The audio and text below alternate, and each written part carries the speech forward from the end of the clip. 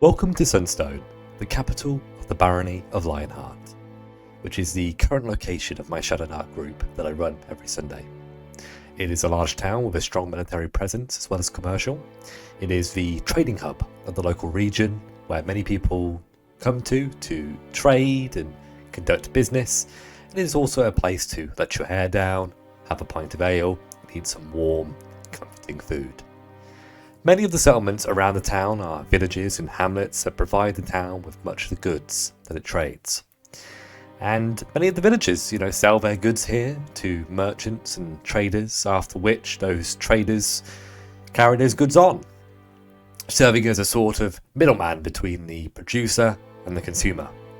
The town itself isn't self-sustainable and instead relies on a network of other settlements to provide the town with the necessary goods in order to grow and thrive. Let me talk to you how quickly and easily I create meaningful and useful towns in my campaigns today on Loki's Lair.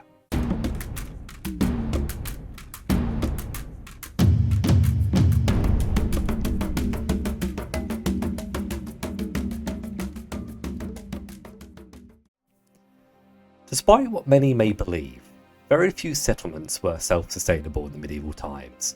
Settlements had to rely upon each other to provide various commodities and goods that would allow their settlements to grow and flourish. This need for trade created a network throughout much of the known world, where brave merchants and travellers risked their wealth and their lives in pursuit of coin. No settlement was producing dozens of goods at a level where frequent export could be consistently achieved.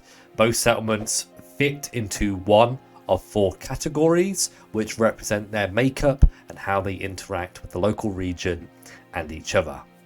These are as follows: farming, resource, market, and military. Each settlement that you create in your campaign should be in one of these four categories, unless it's a city. Cities could be multiple. They could even be all four categories if a city is large enough. The settlement that is used in this example today is both military and trading, just for reference. Farming settlements indicate a production of grains, fruit, vegetables, meat, or other byproducts. Farming is the lifeblood of our nations, our society, and all successful kingdoms are going to have lots of it. No settlement can become a city without a vast amount of farming and agricultural gains, and that's going to require lots of settlements. Resource settlements represent the production of commodities as well as raw resources such as minerals, lumber, things like that. And a lot of these things aren't necessarily required in order to survive, but it is necessary in order to thrive. This can be, as I said, minerals, lumber, flax, wool, to even things like luxury resources like horses, silk, tobacco, and exotic leathers, to name a few. Market settlements are used as trading centres for the region and allow everyone to interact with the local economy. Whilst they occasionally have a resource of their own, like resource settlements, they typically don't, and they actually rely on resource settlements and farming settlements for a lot of the goods necessary for their settlement to function and thrive. They also serve as resting points for weary travellers who are making their way from one city to another. I was actually born and raised in a market town in England, between the cities of London and Birmingham, and my town was well known to merchants and travellers as a convenient and comfortable place to stop off on the way up. And the service stations, even today on the motorway, are used by many travellers and lorry drivers who travel up and down the UK each year. The last of these settlement types is military, and this really refers to any military installation that you have in your campaigns. It could be a camp, a fort, a tower, a castle, or a keep. a place of military power and strength where local rulers can create spheres of influence over the surrounding countryside. Military settlements usually rely on the other three types of settlements to provide them with the commodities that they need to function efficiently. And I think having a keen understanding of this in your games will allow you as a dungeon master to consider the different trade routes your strongholds need to keep open in order to stay, efficient. If bands of orcs begin to threaten the roads, it makes a lot of sense that the guard captain would put out a bounty for the orcs' heads. And it allows you to create plot hooks and stories and stuff like that. And I think that's really cool for developing a narrative, right? All of these types of settlements rely upon each other for various reasons. And it's important to really consider that. The farming settlements need the metals and things like that from the resource settlements to be able to develop and cultivate. The resource settlements rely on the military ones to give them protection from bandits, marauders, goblins, all sorts of things. When choosing where to place a settlement, consider the access to water. Settlements aren't going to be far from water, but water isn't just located on rivers and lakes. It kind of annoys me when I see maps that people have made where every single settlement is on a river. If they're big settlements, fair enough. They're like cities or large towns. That's reasonable. But a small town, villages, they don't need to be on rivers. You can use aquifers. You can use wells as well. Cisterns. There are a number of different choices for how water can be provided to a settlement, so you don't need to always have them on rivers. Other than that, settlements can be found at places of value where commodities can be found, maybe a place that's got good fertile soil for crops, close to a forest for lumber, or not too far from a place where there is gold, silver, and other minerals. Settlements are also found on roads between two locations of interest, and whilst this isn't always the case, usually they're market towns. Like I've previously discussed, where I was born, that didn't really have a lot of commodities as far as I'm aware. I don't really think it did. I think it was just known to be a market town. I'm very excited to actually announce, guys, in today's video that I'm officially starting my journey on Drive-Thru-RPG. I've actually uploaded a detailed system that discusses what I'm talking about in this video, and you're able to follow it to kind of create settlements and make hex maps and stuff like that. It's got some rollable charts, it's got a nice little write-up, and it's very cheap. It's $1.99 on there. It's my first product, so feel free to check it out. There'll be a link in the description. Alternatively, you can sign up to my Patreon to gain access to it alongside a bunch of other PDFs.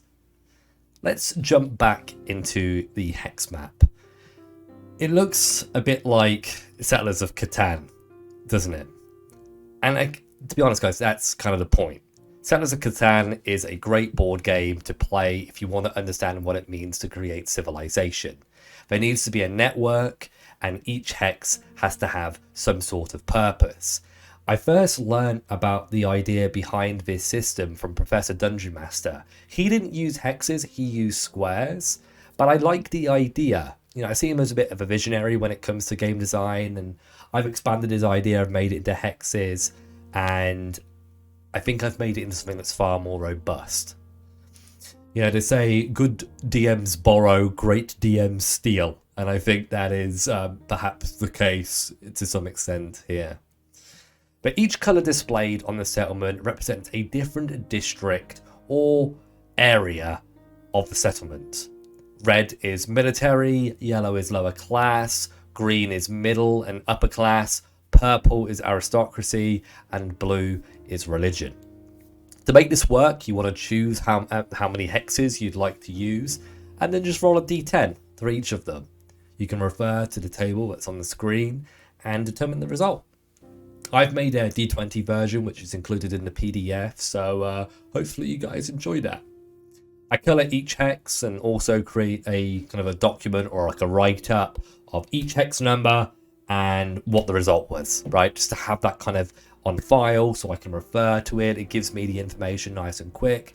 And once I understand the purpose of the hexes, I can kind of go mad. I could do a bit of a couple of paragraphs for each hex, discussing any shops that are there, any interesting buildings, and that allows me to begin to cultivate the settlement. I have the framework, I've got the foundation now. All I need to do is build the walls, put the door on, the roof, etc.